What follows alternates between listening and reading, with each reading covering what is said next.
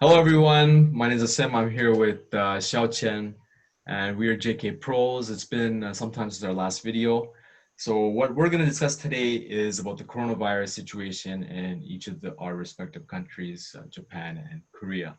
So we'll start with Sue first, but before we start, let's just give you a brief outline about how the situation actually is. In terms of the stats, Japan has about 85, 86,000 cases of coronavirus so far. About 550 to 600 cases appear every day in the last few days. It went through a second wave through July and early August, but that's now under control. It seems that there might be a third wave in progress, but it's yet to be confirmed in terms of just a huge jump in cases, which we haven't seen so far. In Korea, we just had our second wave in August, the latter half of August, early September. And now we just had something called Chuseok, which is a Thanksgiving festival that happens in Korea. But a lot of people, they usually would go home to their hometowns, but most people decide to stay in Seoul. So right now, the number of cases that we have per day is about less than 100, which is a major improvement. At our peak, we were over 400 cases per day in late August. And the number of cases overall is in the early 22, 23,000 or so. So that's the situation. Japan's population, of course, greater than Korea.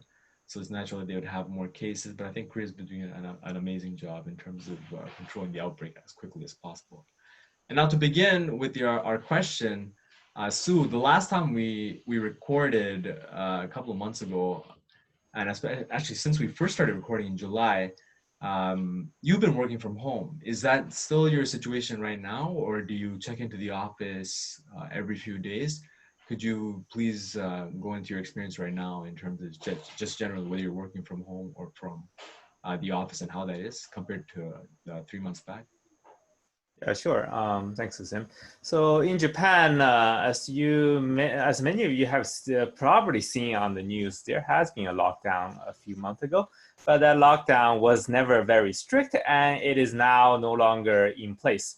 There are some government guidelines on social distancing, especially in crowded places like restaurants and malls and shopping centers. But that is mostly on a voluntary basis, and it's not strictly mandated by law. With regard to my personal work situation, as I mentioned, I was previously on work from home arrangement, and that is still the case. Based on our company policy, there is no update on when we can go back to the office. But my case, I would not say is generally the case for all Japanese companies. Many Japanese companies have gone back to sort of a rotation system with regard to employees coming to the office, so that there is a sort of a 1/3 to a half of employees who would be in the office at one time.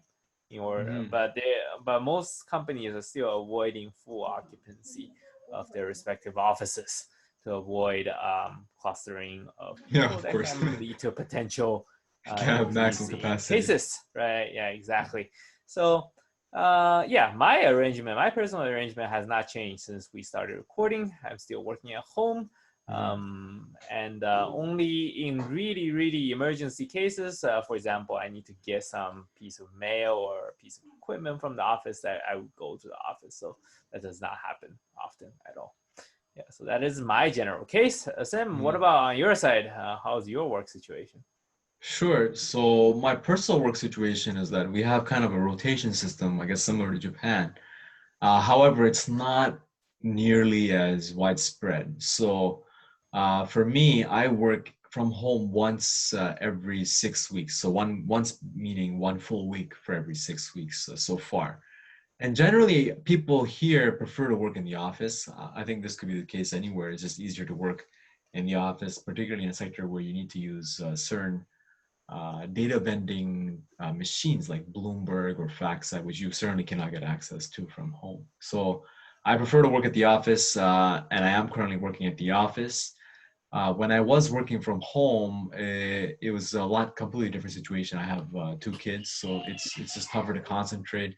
They're in school for about 4 hours a day, so it does help, and I'm able to concentrate fully during that period of time. But when they come back, things just become harder to deal with. Which brings me to the next question about productivity. So in my case, productivity naturally drops when my kids come back home, and I close the door, and there's some degree of workarounds, and I do have to produce a sort of productivity report of what I did that day that's approved by my team head and also by my department head at the end of each day. In my case, I try to have something written on that time by completing as much work as possible during those 4 hours that they're out of the house. And then when they come back, considering the natural productivity decline, I prefer to take client calls during this time so that at least in terms of the material, it's already been prepared and I just need to present it. So let me just ask you your situation. Is there any sort of productivity gauging how much you're working, how much you're producing in terms of output, or is it kind of faith-based that okay, he's going to be working at home and we just take him at face value and he produces whatever output he produces, and that'll be, if he doesn't produce, that'll be determined at his performance review at the, I don't know, year end or so. How does that work for you right now? So as I mentioned in a couple of previous videos that we did, I work in a risk consulting firm, and most of our outputs are project-based. So we produce risk analysis reports for our clients, and producing those reports have clear deadlines. The clients expect those reports by a certain day that's agreed upon before the project even starts.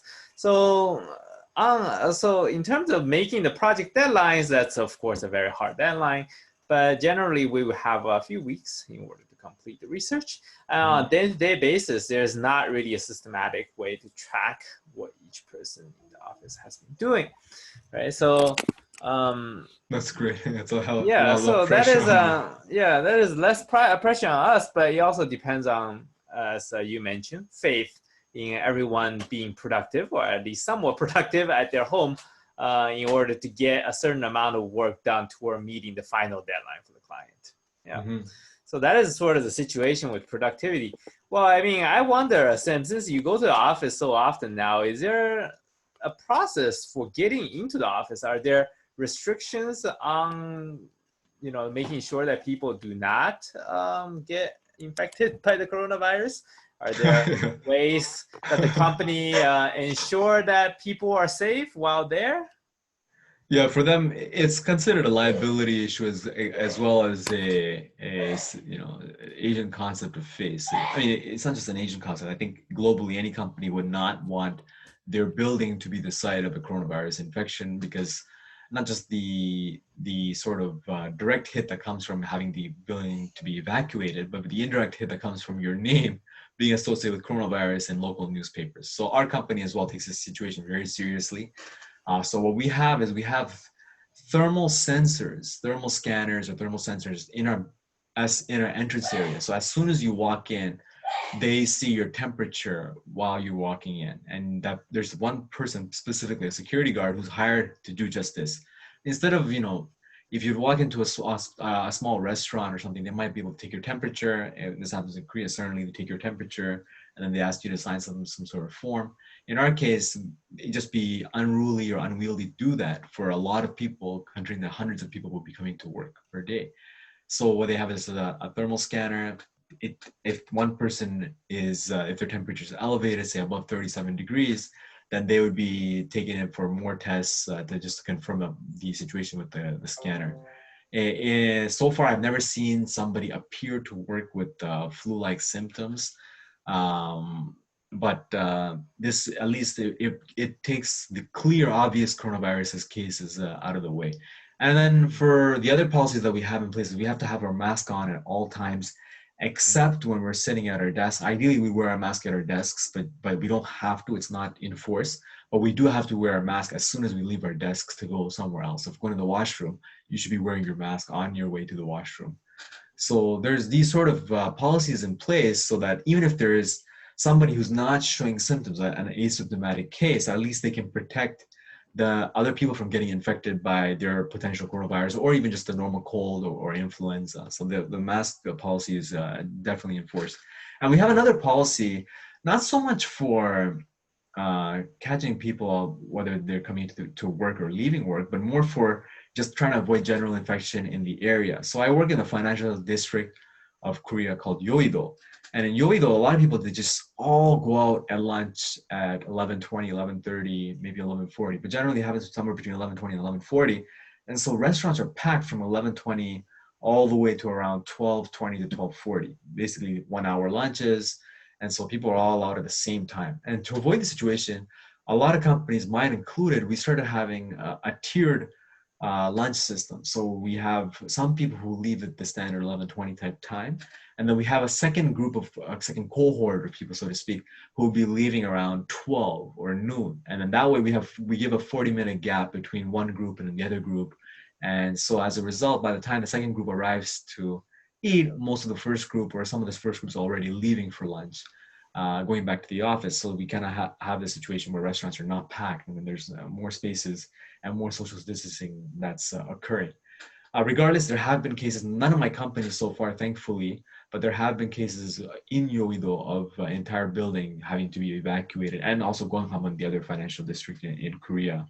So there have been cases. In those cases, those people are basically forced to work from home for the foreseeable future, because the company cannot risk having the building evacuated a second time after it happens the first time. So we are really praying here at my current company not that we have zero cases, because if you have a first case, then basically you're almost likely to just keep working from home for the indefinite future, which is very tough for us.